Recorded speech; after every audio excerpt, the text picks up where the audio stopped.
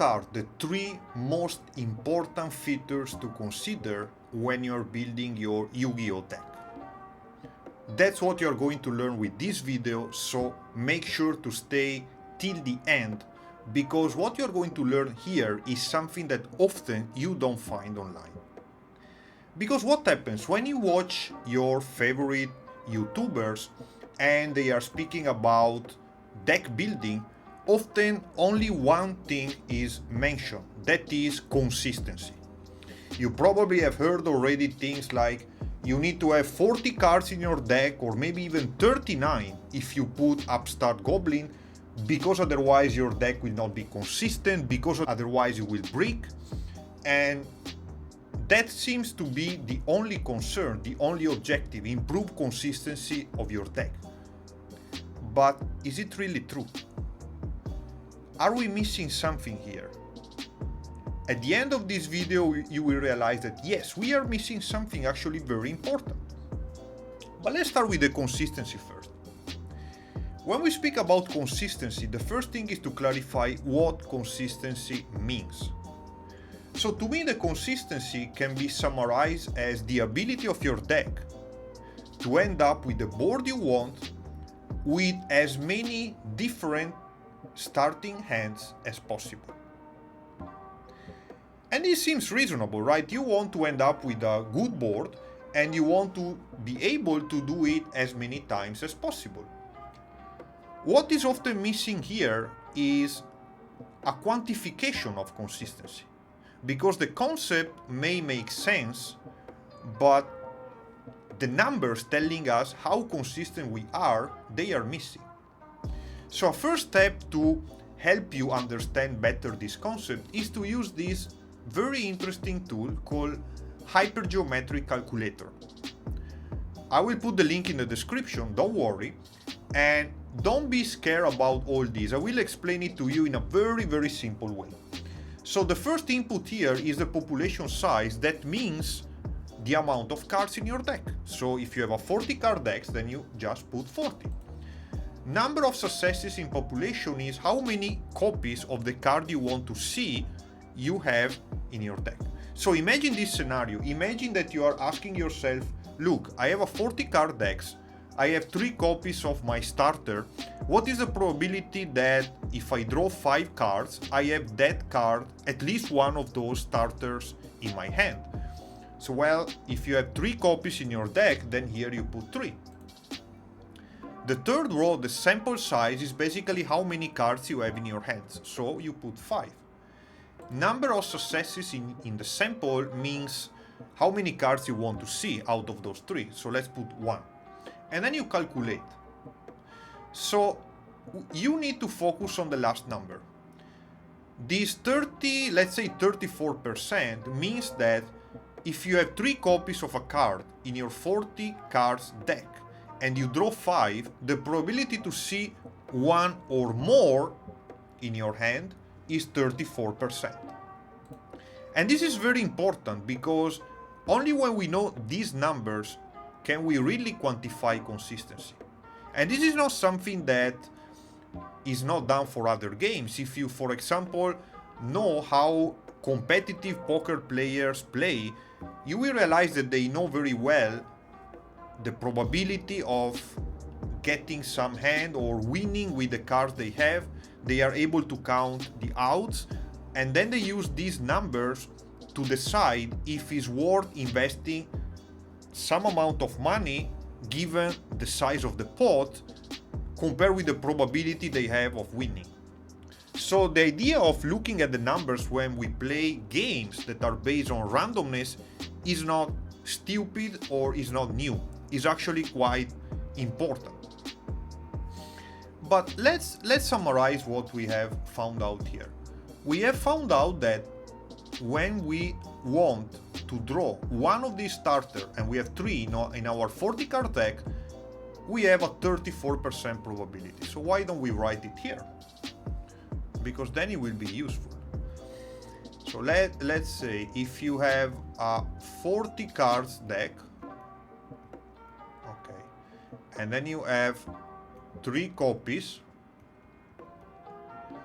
the probability of having one is the probability of having at least one copy greater than or equal to 1 is 34%. So now the question will be, what happens if I have a 60 cards? Right? Because people tell you, oh, this is consistent, this is not, but what is the real difference? So why don't we do that? You can take some time, let's say 10 seconds to think about that, or you can pause this video, and of course you don't have to cheat. You cannot use the hypergeometric calculator to find out the answer, but just think about what will be for you a reasonable number when we run this same example with 60, right? Because if with 40 cards the probability is 34%, listening to all these people that are telling you 40 is great and 60 is completely shit, what do you expect to see here? So I will show you, let's do it together, and the answer is 23. So let's write it here and then we can comment this. So instead of having 34%, now we have 33%. That means we have lost 11% in terms of consistency, let's say. Is it a big number? Well, it depends. It can be big or not. Different people may have different opinions, but telling you the truth, when they told me that this is very consistent and this is not, I would have expected to see something like 5% or less. So a big difference. Because this is around 10%, right? So it means that on average, if, here you can see your starter 3-4 times out of 10, here you can expect it to see 2-3 times out of 10. Okay, so yeah, it's a difference, but it's not a huge difference. And what is the thing? The thing is that sometimes one starter is not enough, right? Because maybe you need one copy of card A and one copy of card B to start your combo or to build your board. So what happens if we need to see one copy of one starter together with another copy of another starter? For example, in Shaddoll, you know that you need one fusion and then you need one Shaddoll monster at least. So what is the probability of seeing both of them? Well, we have to multiply this probability. Because, of course, this is a simplification because there may be some intersection, but let's say that to make it simple, the probability to see two starters, each one having 3 copies in your deck, will be, let's write probability of 2 starters will be 34% times 34%. Just a rough estimation, right? And what is this? Well, let's see. And this similarly 23% times 23%. So let's see what we get. So in the first case, we have 34%, and we can use the calculator for that, times 34%. That is, I would say around 12%, okay? So let's write it here, we have 12%. So you see the number is pretty low. Of course, you can imagine that it's much harder to get 2 starters instead of only 1, but the probability is decreasing a lot. But the interesting thing is to see what happens here. Because when you do the 23% times 23%, you find out that you have 5%, 5.3, but let's say 5, okay?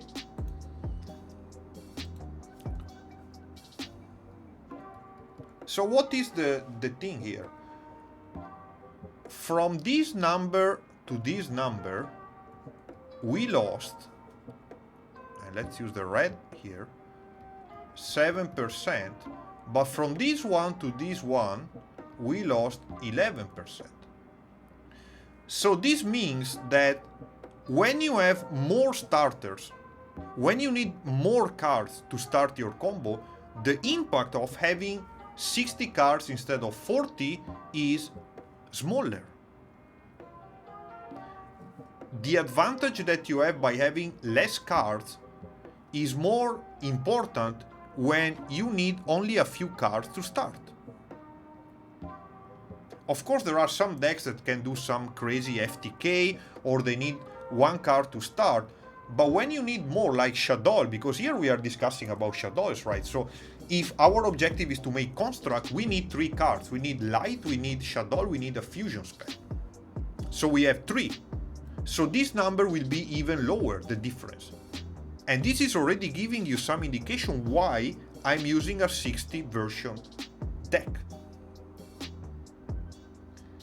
And this is about the consistency, right? This is very important, because when people tell you 40 is consistent or 60 is not, well, at least now you know that there is a tool, this hypergeometric calculator, that you can use, and we will use it in the next videos, because we want really to get some numbers to quantify the consistency of our Shaddoll deck in order to make construct. So that will be really what we can use to get some real justification behind the choices we make, and not just, oh, because someone told me that, then it must be true. Okay? But there is one problem here. It's true that while we are, in general, reducing the number of cards, we can improve the consistency.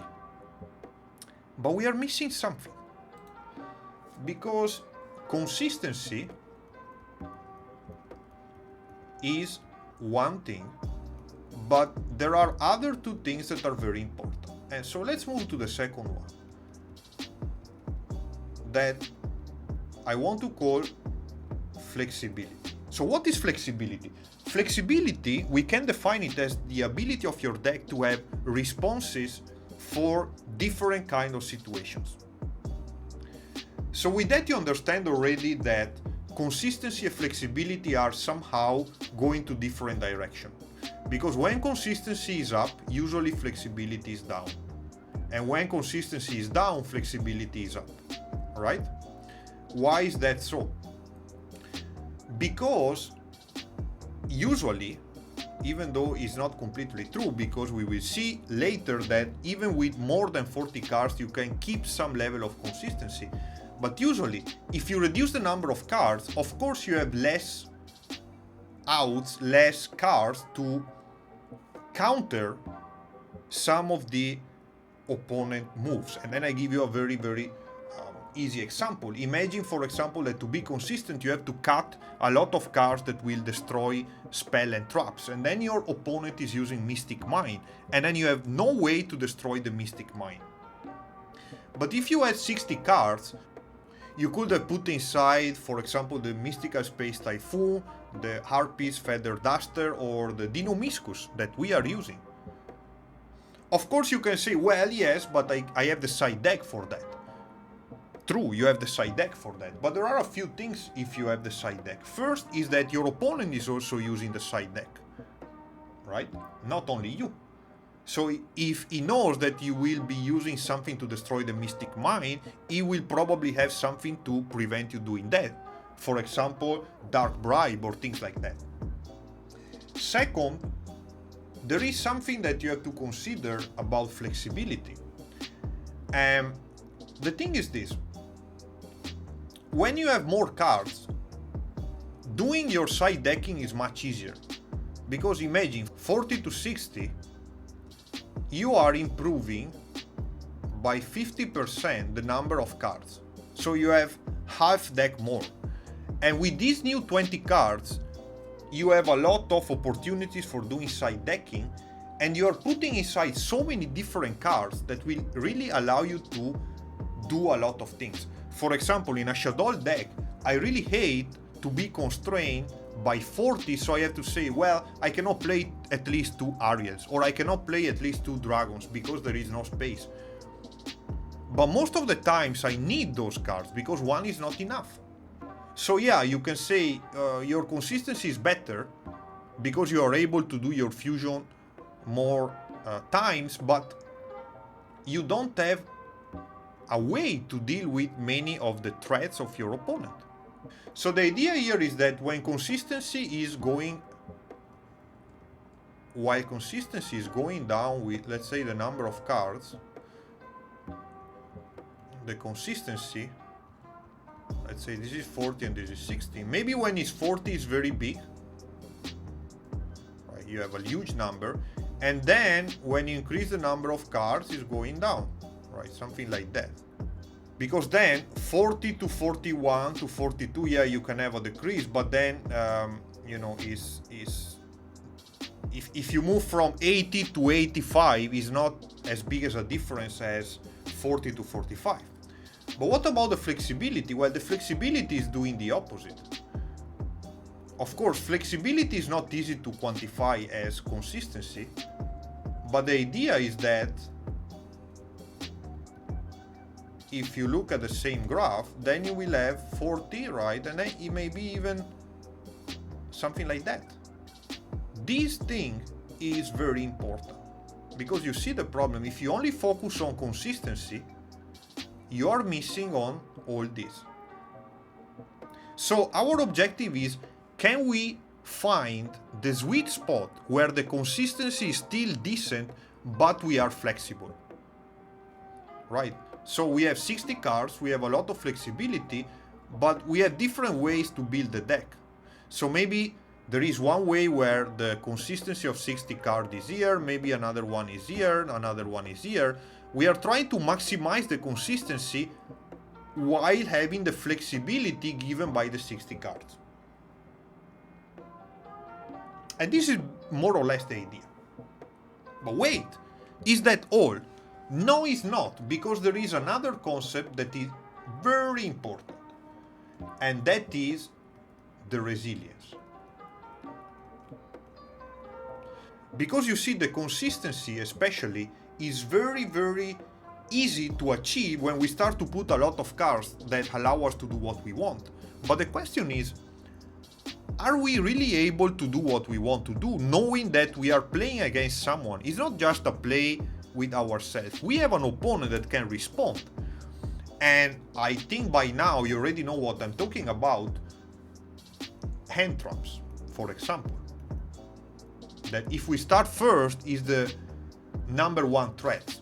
So we can have a lot of cards to be consistent, and then one interruption will kill us. So is it really good to be consistent if we are very, very weak against hand traps? So we are not resilient in a way. Well, that's why we need to consider also resilience when we build a deck, because resilience is really the ability of your deck to be able to still play when is interrupted or disrupted by the opponent. And in order to explain this concept, I want to show you an example that I think will really clarify. And again, the example is related to Shaddoll deck, that is the main theme of this channel. So let's go to this example. We are comparing 3 cards because, you know, in a Shaddoll deck, as I mentioned, you want to draw a fusion, you want to draw a Shaddoll monster, and you want to draw a light monster if you want to make construct. How can we do that? Well, consider, for example, Vion. Okay, Vion is a very good card because it will allow us, if you see the text, when it's normal or special summon, we can send one hero monster from deck to the graveyard. So we normal summon this guy and we send Shadow Mist to the grave. Now when Shadow Mist is sent to the grave, we can take one card from the deck and one hero, and we will take Honest News.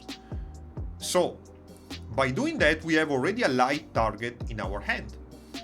But that's not all. The second effect of Vion is that we can banish one hero from our graveyard, and then we can take one polymerization from our deck. So we can banish the Shadow Mist, and then we have a poly. So with this guy, we are able to have one poly and one light target. So 2 out of the 3 ingredients we need to make constant. So what is an alternative to that? Let's look at Gale Dogra. So Gale Dogra is a great card because by paying 3,000, well, that's not really great, the cost. But what Gale Dogra allows us to do is very, very important because we can send one monster from the extra deck to the graveyard. So imagine you send Apkallon. What happens? Apkallon, when it's sent to the graveyard, will allow you to access either your light monster, that will be Chaos, the Shaddoll light, or any Shaddoll monster, or even the fusion, like the El Shaddoll fusion or Shaddoll fusion. So this guy will basically give you what you need. Do you need the Shaddoll? You can get it. Do you need the light? You can get it. Do you need the fusion card? You also can get it. The third one that I want to mention here is Black Sheep. So the relevant effect for us of Black Sheep is that we can discard this guy and then we can add one polymerization from the deck to the hand. Now, this will only fix one issue, is the fusion card. That is usually one of the most challenging because we are having many more monsters than fusion cards. Now, if we want to compare these 3 guys in terms of what we say, so in terms of consistency, flexibility and resilience, let's do that and see how we can assess the quality of the 3 cards, because eventually you need to make choices. You need to decide what you want to use, what you don't want to use. Consistency. So let's write here consistency, then we have flexibility, and then we have resilience. And the 3 alternatives are Vion, Gale, and the Black Sheep. Okay? Now let's look at the consistency. Gale Dogra is probably number 1 because it will allow us to access everything we need.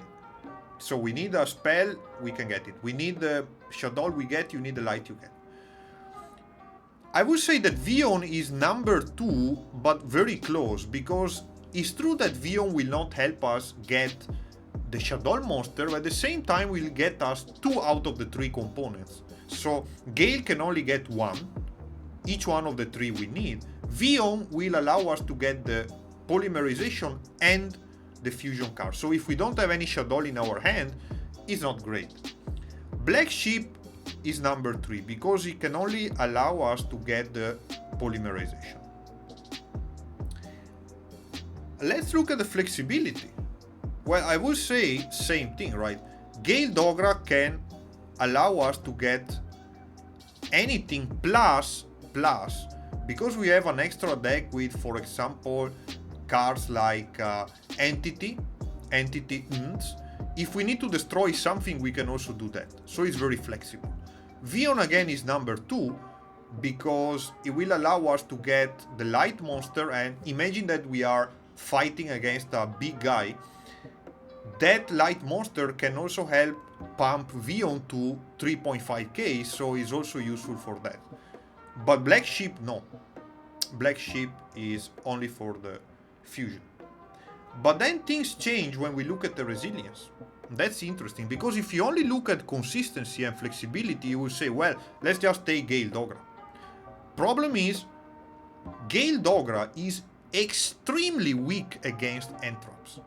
Imagine you summon Gale Dogra, so you already use your normal summon, you pay 3,000 and then you get Ash. Well, Ash cannot actually be used against Gale Dogra directly, but when you send Apkallon to the graveyard, then Ash can be used. So basically you end up with a monster with 650 attacks and you are 3,000 life points lost already. So this is the worst in terms of resilience. Okay? The best one, well, let's see. Vion, you summon Vion, right? And then you send Shadow Mist to the graveyard and then you get Ash. Well, he's also dead. You cannot continue with your combo, right? If you needed, for example, a card that you cannot access because they have blocked you, then what do? You pass with a monster? Well, at least it's a little better than Gale because it's 1000 instead of 650, and then you still have your 3000 life points. So I give to YuGiOh number 2. But Black Sheep is great. Why? Because you discard Black Sheep. Imagine that he got an Entrap. Great, but you still have your normal summon, right? You have not lost any life points. So in terms of resilience against Entraps, this is much better. So you see, if you only look at consistency, for example, or flexibility, is not enough. We need to look at all these three. Now, the thing is that flexibility is not easy to quantify numerically, but consistency and resilience, yes, we can quantify that. And that's actually what we are going to do in the next video. We are using the hypergeometric calculator that I presented you in this video, and then we are looking at the deck we have, and we want to find numerically what is the consistency and what is the resilience of that deck when we want to make construct. Now, why is this important? Because when we play, we know more or less that a player is using, at least here in Singapore, I spoke with the guys that are playing, and then also with the shop owner where I play, the Sanctuary Gaming that I mentioned in a video. He told me that minimum people are playing with 6 Entraps in the deck of 40. So it means that we know the probability of having an Entrap. So we know the consistency of our deck. We can compute it with the hypergeometric calculator. We can compute the consistency when we are against an Entrap. And we also know, again with the hypergeometric calculator, what is the probability of having opponent with an Entrap. Because think about that. If we are here, what we can do is, look, if the opponent has 40 cards, and then the opponent has got 6 Entraps, what is the probability that this guy will have 1 Entrap in his hand, at least one, and then you find out that the probability is 58%. So if we know this number, then we can take a better informed decision, because according to this number, it may be better to use some cards that are more flexible but less resilient, or if this number is large enough, it may be better to switch our strategy to something where the number of resilient cards is improved, even though we are losing a little in consistency, for example, or flexibility. But the threshold, the values that are determining if we should follow one or the other strategies, they come with computation like that. You see the big difference with the other videos you found? The other videos are telling you, oh, you know, because people are playing Entraps, how many, we don't know, then you need to use this version of the deck. But this is not supported by any number. It's just something that makes sense in theory, but here we really want to take a mathematically correct decision, even though there are simplifications, of course, but the idea is really, can we build a deck that, as far as we know, with the information we have about the way opponents are playing and the way our deck is working, can we really take the best decision we can so that the deck we are building has a higher chance of winning? That's exactly the spirit of this series of videos, and I really hope that you will follow all of them, because at the end what you will get is not just a better understanding of concepts like probability and statistics and things like this, like consistency, flexibility, resilience, but the most important is that you will have a framework, you will have a methodology really clear to decide yourself for your deck, for your strategy against the opponent that you know you find, how to better build your deck without relying on what people say or opinions that are more or less correct.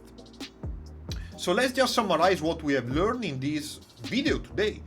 The first one is that consistency is not the only thing to consider, okay? Consistency is definitely important, but we also have flexibility and we have resilience. The second one that we have learned at the beginning is that when we need more than one starter, the consistency gap that we have when we move from 40 to 60 cards is reduced.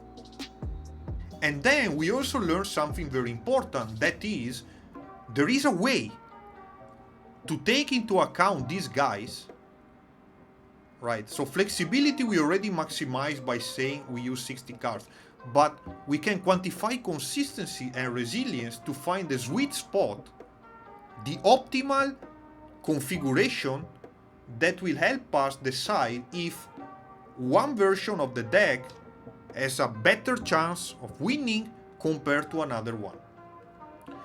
So that will be the topic of the next video. So I really suggest you to stay tuned, because it will be very, very important, and it is something that you again rarely find online. Because remember what I told you in the previous video, many people, to check consistency of a deck, they just try test hands. How many? 2, 3? How the hell can you assess the consistency with 2, 3 hands when we have seen in the previous video that the number of different hands we can have are in the order of hundreds of thousands? We need something better, and that's what we are doing in the next video. With that, I would like to conclude. Thank you for watching. If you like this video and you think it's useful, share it with other people. Like it, subscribe to the channel if you have not yet done so, and as usual, see you next time.